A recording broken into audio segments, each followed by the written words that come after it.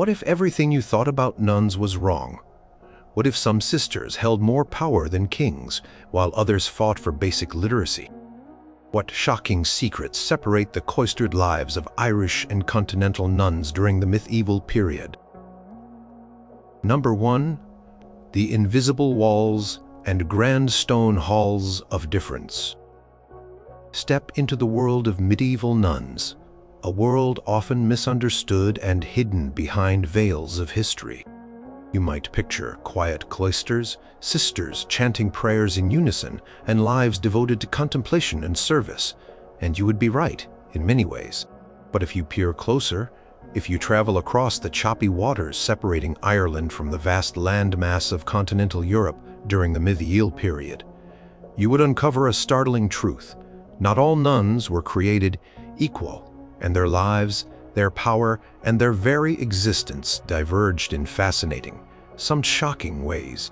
One of the most striking differences, perhaps the most visible to the casual observer, lay in the very structures they inhabited, the very ground they walked upon. The physical layout and architectural style of Irish and continental nunneries spoke volumes about their contrasting philosophies, their resources, and their place in the wider world. On the continent, especially after the widespread adoption of the Benedictine rule, monasteries were often grand, imposing affairs. Think of massive stone complexes, often with high walls, towering churches, and meticulously planned cloisters.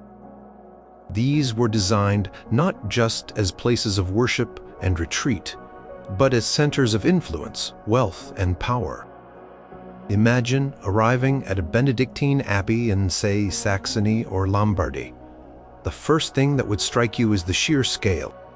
You would see a large church, its bells echoing across the landscape, drawing the faithful to prayer. Adjacent to it, a cloister, a square or rectangular courtyard, enclosed by covered walkways, providing a serene space for contemplation and movement between the various parts of the monastery.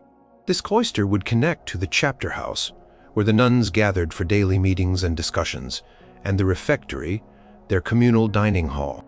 Above, or perhaps to one side, would be the dormitory, a large hall where the nuns slept, their beds separated by thin curtains or partitions. There would be a kitchen, storerooms, infirmaries for the sick, guest houses for visitors, and often workshops for crafts like weaving, writing, or brewing.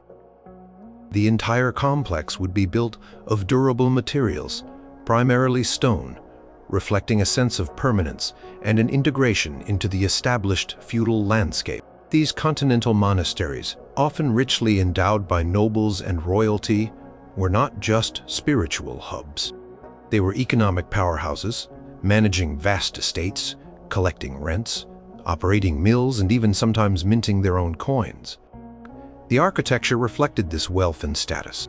The churches were often adorned with elaborate carvings, stained glass, and precious relics.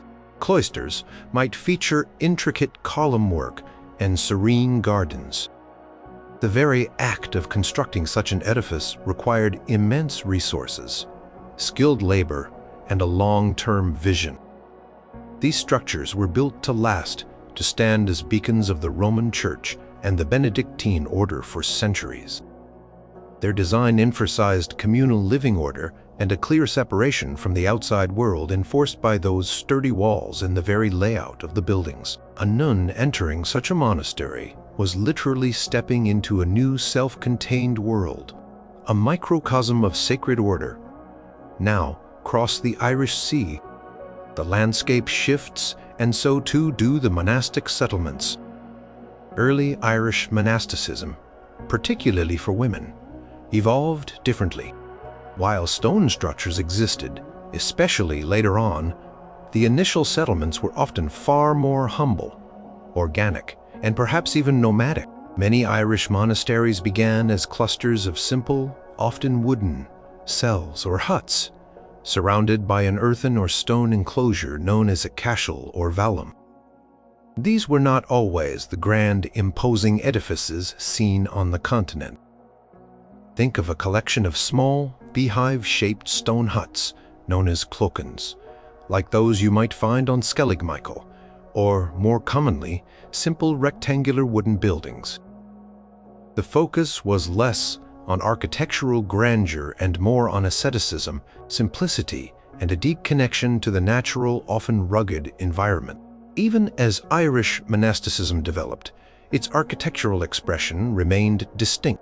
While some larger churches and stone buildings did emerge, especially after the 8th century, they rarely reached the scale or uniformity of their continental counterparts. The monastic city was a concept often applied to places like Clonmacnoise, and sometimes these included communities of women.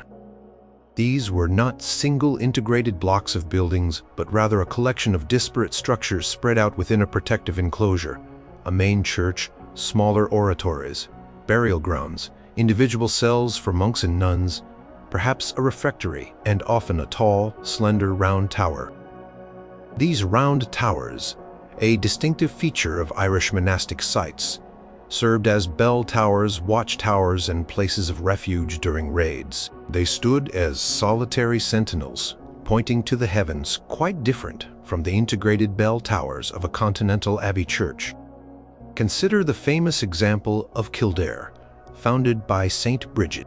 While it grew into a significant monastic center, it was initially a more organic settlement, perhaps even a double monastery, where men and women lived in separate but proximate communities, under the authority of a powerful abbess.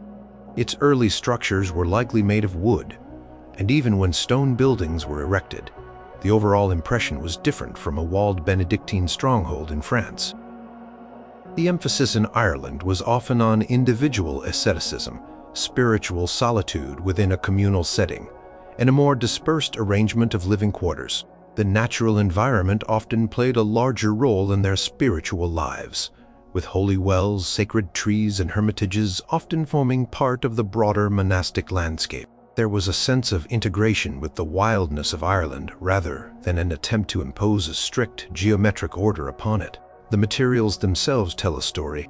While continental Europe had a long tradition of stone masonry inherited from Roman times, and the resources to quarry and transport vast quantities of stone, early Ireland often relied on timber, wattle, and daub for its buildings. Stone construction in Ireland, while present, often took on a different character, sometimes using dry stone techniques or smaller, less stressed blocks. Even when stone was used, the resulting structures often felt more intimately connected to the earth, less imposing, and more attuned to the local landscape. The very ground plan often reflected a less rigid adherence to a universal architectural blueprint, allowing for more organic growth and adaptation. For a continental nun, her day was meticulously choreographed within the confines of her imposing stone walls. Every movement, from the dormitory to the church to the refectory to the workrooms, was guided by the pathways of the cloister. The very architecture reinforced the Benedictine ideal of stability and enclosure. For an Irish nun, especially in the earlier periods, her physical environment might have been more fluid. Her path between her cell and the oratory perhaps leading across open ground, perhaps within a less rigidly defined compound. The emphasis was on the community, yes, but also on a type of individualism within that community. A personal spiritual journey that could be pursued in a simpler, less architecturally dictatorial space. So, while both Irish and continental nuns sought spiritual solace and a life dedicated to God, the very structures they called home spoke volumes about their differing traditions, their available resources, their relationship with the secular world, and their unique interpretations. The grand stone halls and integrated cloisters of continental Europe stood in stark contrast to the often humbler, more dispersed and organically evolving settlements of early medieval Ireland, each reflecting a distinct chapter in the vast story of female monasticism. Number 2. The silent power and the loud abbesses of influence. The leadership roles of nuns in the medieval period present another fascinating and often surprising divergence between Ireland and continental Europe. You might think of nuns as humble, obedient figures, always subordinate to male authority, whether it be a bishop or an abbot. And while that was often the case on the continent, the story in Ireland, particularly during the early medieval period, tells a dramatically different tale, one of astonishing female power and influence that would make many a continental bishop gasp in disbelief. On the continent, the role of an abbess, the head of a community of nuns, was undeniably significant. These women were often drawn from noble or even royal families. They held immense administrative power within their own nunneries. An abbess was responsible for the spiritual well-being of her sisters, ensuring adherence to the monastic rule, usually the rule of Saint Benedict. She managed the monastery's vast estates, overseeing its economic life, its tenants, its agricultural production, and its finances. She was a spiritual mother, a strict disciplinarian, and a shrewd businesswoman all rolled into one. Many abbesses were highly educated, corresponded with powerful secular and ecclesiastical figures, and wielded considerable social influence. For example, Abbess Hildegard of Bingen, in 12th century Germany, was not only a renowned visionary and mystic, but also a prolific writer, composer, and natural scientist whose advice was sought by emperors and popes. Her power was intellectual and spiritual, but it also extended to managing her own double monastery, Rupertsberg and later Ebingen. However, despite this impressive autonomy within their own walls, continental abbesses generally operated within a clear hierarchical structure dominated by men. Their authority typically extended only over their own community of nuns. They were almost always subject to the authority of a local bishop, an archbishop, or sometimes even the pope directly, especially in the case of exempt monasteries. They could not ordain priests, administer sacraments, or directly preach to male congregations. While they might correspond with powerful men, they rarely held direct jurisdiction over them in an ecclesiastical sense. Their power, while significant, was often confined to their own female domain and recognized primarily through their status as landowners or spiritual guides for other women. When conflicts arose, it was often a male bishop who ultimately had the final say. Even in cases of double monasteries on the continent, where men and women lived in separate but connected communities, the male side of the community often had a superior, or at least a co-equal authority figure in the person of an abbot. The ideal was separation of the sexes, and a clear distinction in authority. Now, let us journey back to Ireland, particularly in the 6th, 7th, and 8th centuries. The early Irish Church had a distinct, often idiosyncratic structure that differed significantly from the Roman model prevalent on the continent. One of the most remarkable features was the emergence of powerful abbesses, who commanded authority not just over women but sometimes over entire monastic settlements, including male monks, and even in some cases held sway over bishops. This was a radical departure from the continental norm and stemmed from the unique development of the Irish Church, which was less organized around dioceses and bishops, and more around powerful monastic centers and their abbots and abbesses. The most famous example is Saint Bridget of Kildare. Legend and early historical accounts paint a picture of an abbess whose power was almost unrivaled. Kildare was not just a nunnery, it was a double monastery, where communities of men and women lived in close proximity, and crucially Bridget, the abbess, held ultimate authority over both. The life of Bridget describes her as establishing a large monastic foundation that included both men and women, and she was said to appoint a bishop to serve her community, effectively placing him under her spiritual and administrative oversight. This was a concept utterly foreign and probably scandalous to a Roman bishop. A woman appointing a bishop, a woman holding authority over ordained men. In Ireland, this was not just a theoretical possibility, it was a lived reality for some of the greatest abbesses. Think about the implications of this. An Irish abbess might be managing vast estates just like her continental counterpart, But she also might be the de facto ecclesiastical head of a region, with male clergy under her spiritual direction. She might preside over monastic synods, dictate spiritual practices for an entire monastic confederation, and even settle disputes that would, on the continent, fall under the exclusive purview of a bishop. Her influence was not just spiritual or administrative. It was ecclesiastical in a way that very few women in the history of the Western Church ever achieved. These abbesses were not just leaders of women, they were leaders of the Church itself, at least in their local sphere. This unusual power structure in Ireland has several proposed explanations. Some historians suggest it stemmed from the strong role of women in pre-Christian Celtic society where powerful queens and priestesses were known.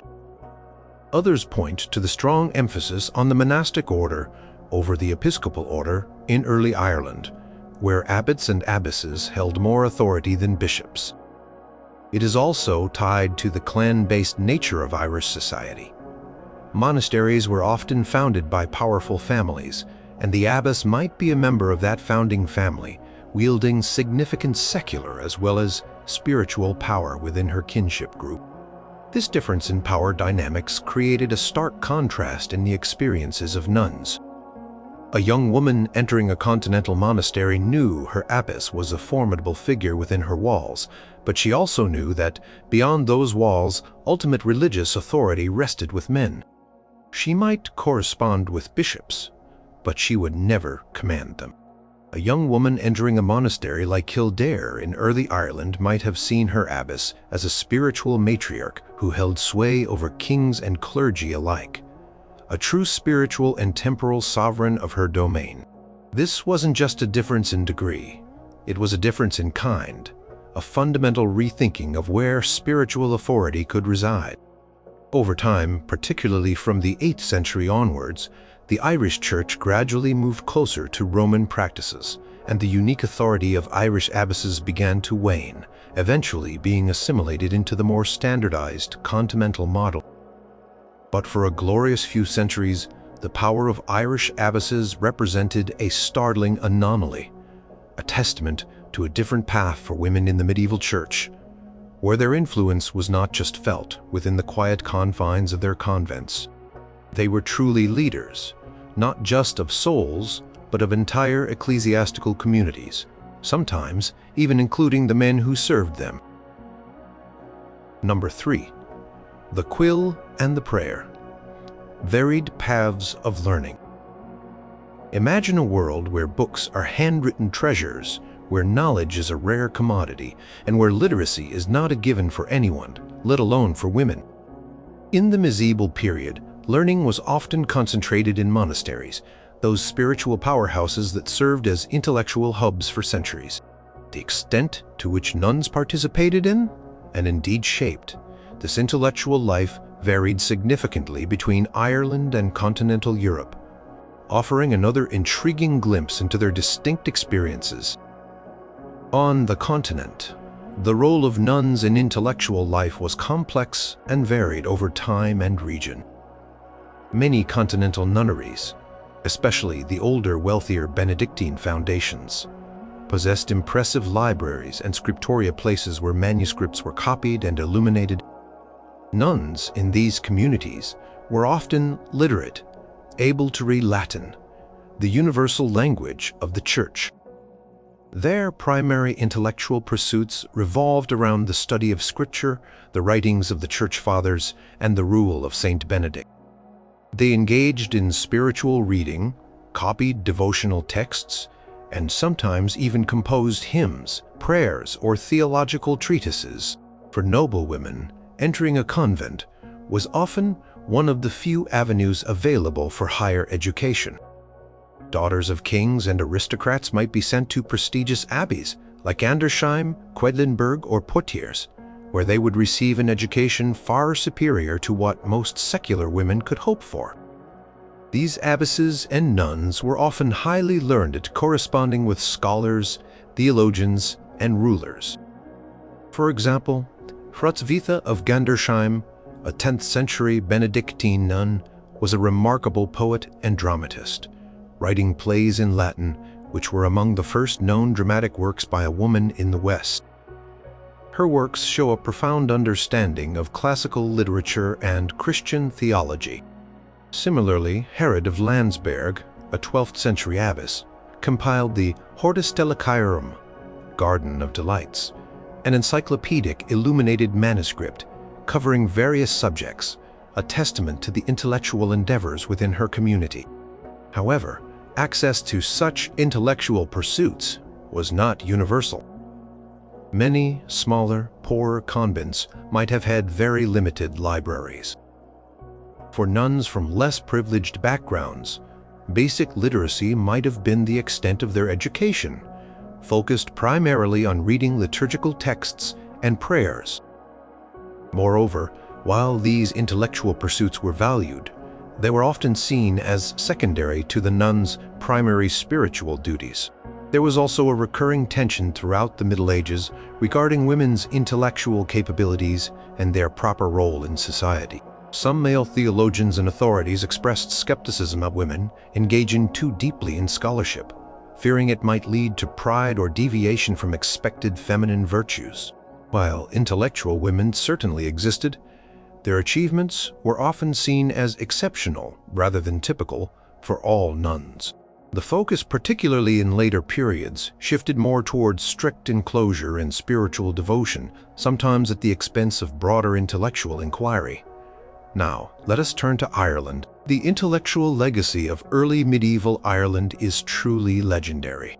While much of continental Europe entered a period sometimes called the Dark Ages, marked by political instability and a decline in learning, Ireland became a beacon of scholarship.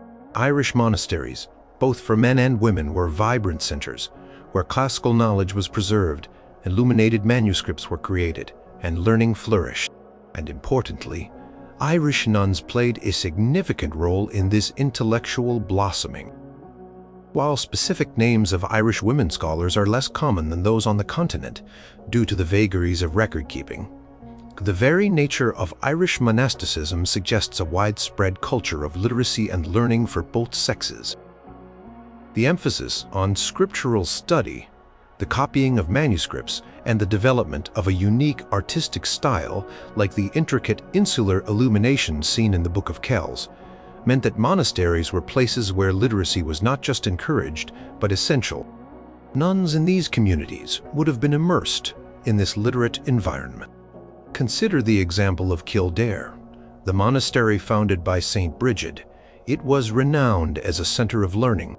Even if the direct historical evidence is sparse, the context strongly suggests that the nuns at Kildare would have been literate, engaged in copying texts, and participating in the intellectual life of the monastic community. The very structure of Irish double monasteries, where men and women often shared intellectual resources and even in some cases the same scriptorium, points to a more integrated approach to learning across genders than was common on the continent. Moreover, Irish monastic schools were not just for those destined for a monastic life. They often served as educational centers for the wider community. While direct evidence for specific nun schools outside the cloister is scarce, the general emphasis on learning within Irish monasticism suggests that opportunities for education, including for girls and women, might have been more prevalent than in some parts of the continent. The Irish Church, with its unique emphasis on monasticism over episcopal structures, fostered an environment where the spiritual and intellectual pursuits were deeply intertwined. The very texts produced in Ireland, such as the lives of the saints and early Irish annals, often contain references to learned abbesses and communities of nuns engaged in scholarly pursuits. While not every nun would have been a scholar, the opportunity and expectation for literacy and engagement with texts appears to have been more deeply embedded in the very fabric of early Irish monasticism. It was a part of their spiritual journey, their connection to the Word of God, and their contribution to the preservation of knowledge. The Viking raids from the 9th century onwards had a devastating impact on Irish monastic centers, leading to the destruction of many manuscripts and a decline in the flourishing intellectual life. However, For several centuries, Irish nunneries alongside their male counterparts stood as bastions of learning, preserving and creating knowledge in a way that, for its time, was remarkably inclusive of women. While continental nuns also achieved great intellectual feats, the widespread culture of learning and the integrated nature of intellectual life for women within Irish monasticism represent a distinct and significant difference, offering a different pathway for women to wield the power of the quill alongside the power of prayer. Number 4. Family ties and holy vows, the social fabric of sisterhood. The decision to become a nun in the medieval period was not merely a personal spiritual choice. It was often a profound social and economic transaction, deeply entwined with family dynamics, societal expectations, and the very structure of medieval life. The ways in which family ties and social connections played out in the lives of nuns, and how they interacted with the outside world, differed markedly between Irish and continental traditions, revealing another fascinating layer of contrast. On the continent, especially within Benedictine traditions, the ideal of monastic life emphasized a profound separation from the secular world and, crucially, from one's birth family. When a woman entered a convent, she was said to be dead to the world. She renounced her family name, her worldly possessions, and her former life. While her family might have provided a dowry, a gift of land, money, or goods, to the monastery upon her entry, this was typically a one-time transaction, intended to support her and the community. After entry, direct family interference or involvement in the nun's daily life was generally discouraged, and in stricter enclosed orders, heavily restricted. The rule of Saint Benedict, which became the standard for most continental monasteries, stressed stability, remaining in one monastery for life, and poverty. While noblewomen often entered convents, they were expected to shed their aristocratic trappings and live a communal life dedicated to God. Visits from family members might be limited, often taking place through grilles or in designated parlors, maintaining a physical and symbolic separation. Primary loyalty of the nun was now to her monastic family, her abbess, and her fellow sisters, and to God. This separation was seen as crucial for spiritual advancement, removing worldly distractions and fostering a complete devotion to the monastic ideal. However, the reality was often more nuanced. Powerful families still exercised influence over their monasteries. Royal and noble families often founded convents as places of retirement for their unmarried daughters, widows, or as strategic outposts for family power. Abbesses were frequently drawn from these powerful families, ensuring continued patronage and influence. Even after a nun took her vows, her family might still see the monastery as an extension of their social network, influencing appointments, contributing resources, or even seeking refuge there in times of trouble. But the ideal was detachment, and the rules of most continental orders explicitly aimed to limit direct, personal, and constant familial involvement in the nun's life. The emphasis was on a new identity forged in the cloister, separate from the family lineage. Now let us cross to Ireland, where the relationship between family, clan, and the monastic life was far more deeply interwoven, particularly in the earlier medieval period.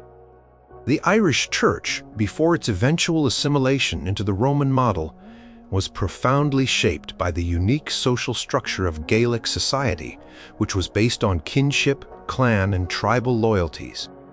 Monasteries in Ireland were often founded by powerful local clans, and the abbots and abbesses of these institutions were frequently members of the founding family or kinship group. This meant that the monastery was not just a spiritual center.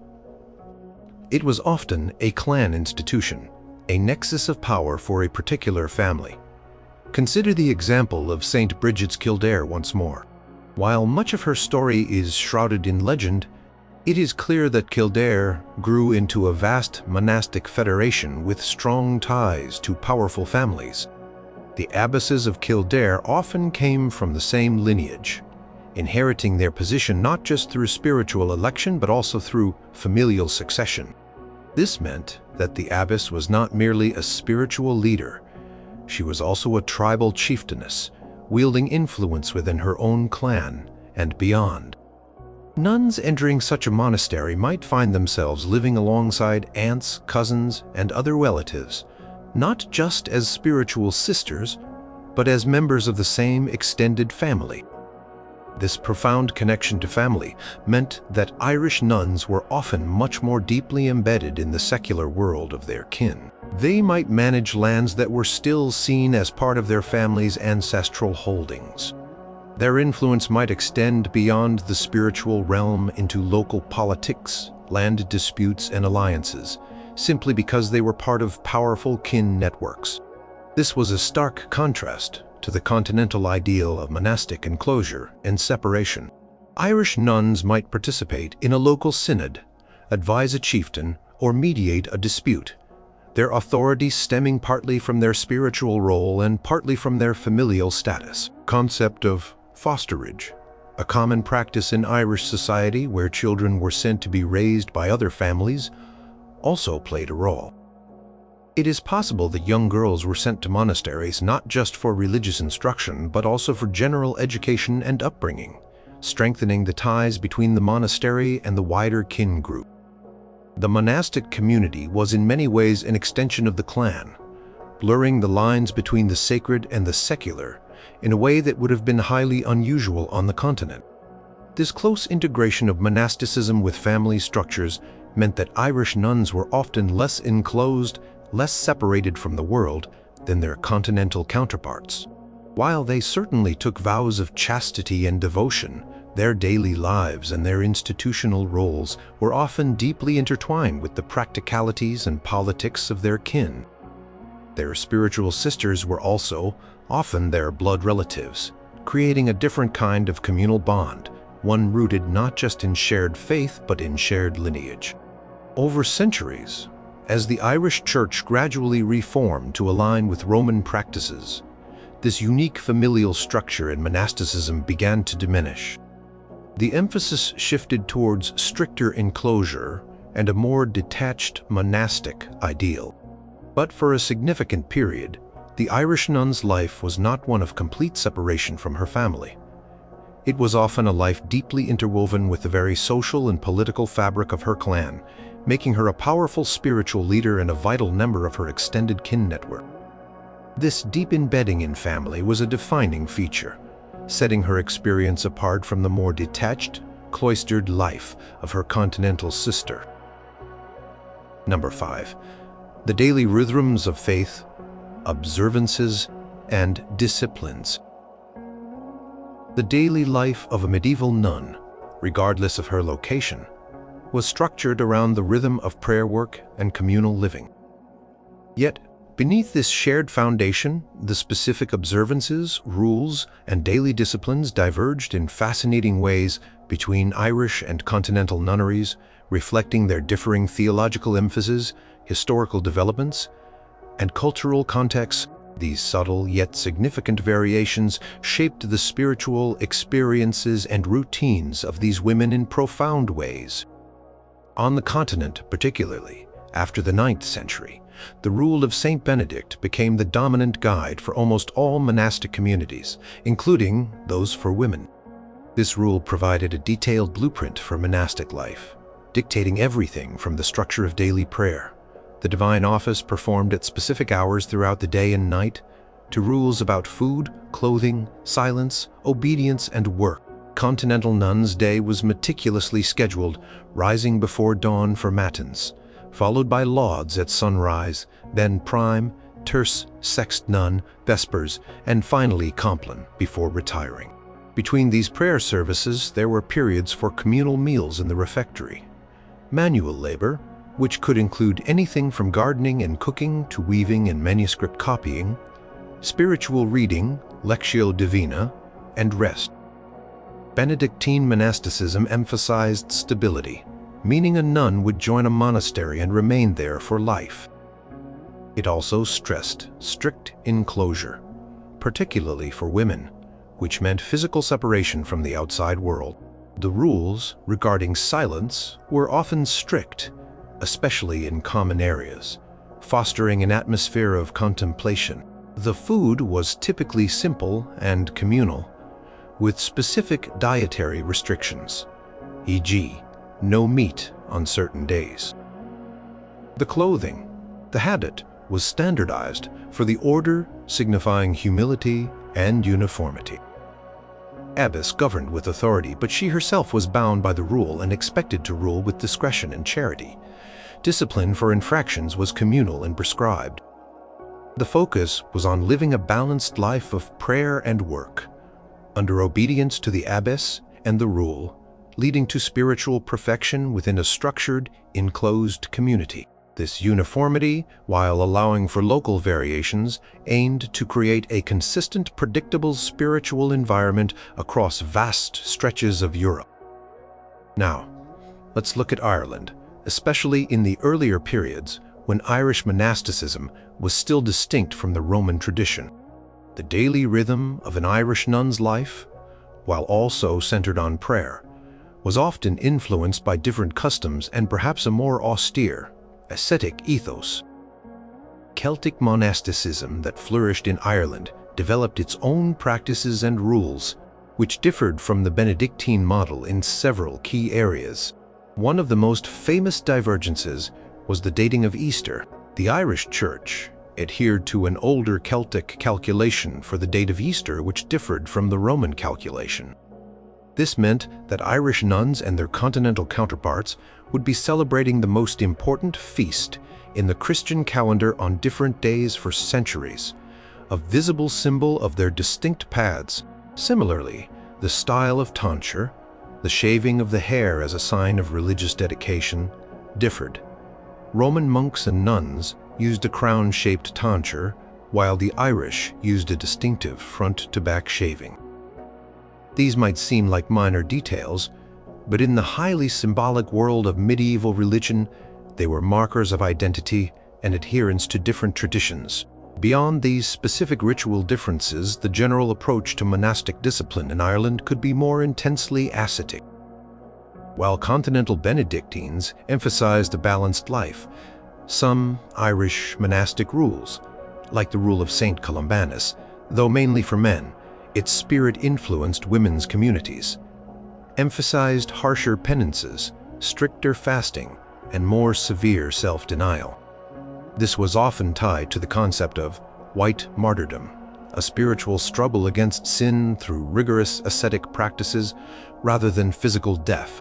An Irish nun might engage in more intense solitary prayer, extended vigils, or very sparse diets reflecting a different interpretation of how to achieve spiritual perfection. While not all Irish communities were equally severe, the emphasis on rigorous personal penance was a strong thread. The concept of enclosure also differed. While some Irish communities certainly had enclosures, the strictness and physical barriers of continental monasticism, particularly the Benedictine model, were not always as prevalent, especially in the earlier periods. As noted, Irish monasteries were often more integrated with their clan structures and local communities. This might mean that while nuns still sought spiritual separation, their physical movement and interaction with the wider world were not always as restricted as those of their strictly enclosed continental sisters. They might travel for spiritual instruction, attend synods, or interact more directly with local people, especially in the context of charitable work or the exercise of their powerful leadership roles. The emphasis on pilgrimage was also strong in Irish monasticism. While continental nuns might make pilgrimages within their region, the Irish concept of peregrinatio pro Christo, pilgrimage for Christ, often involved leaving one's homeland to spread the faith, a practice engaged in by both men and women. While not every nun would embark on such a journey, the spirit of dynamic spiritual pursuit, rather than strict stability within one set location, was a more pronounced aspect of the Irish monastic ethos. Even in their daily work, there might have been differences. While both sets of nuns engaged in practical tasks, the focus of crafts or intellectual pursuits might have varied. Irish scriptoria, known for their unique artistic style, would have involved nuns in very specific forms of manuscript illumination and copying that might differ from the more formal, standardized practices seen in some continental scriptoria. Ultimately, the daily routines and spiritual disciplines of Irish and continental nuns, while sharing the overarching goal of devotion to God, were shaped by distinct historical paths. Continental nun moved within the ordered rhythms of Benedictine uniformity and strict enclosure, reflecting a structured universal ideal. The Irish nun, particularly in the earlier centuries, lived a life perhaps more infused with local ascetic traditions, clan connections, and a different, sometimes more dynamic engagement with both her inner spiritual world and the world around her, all marked by the subtle yet profound differences in their daily rhythms of faith.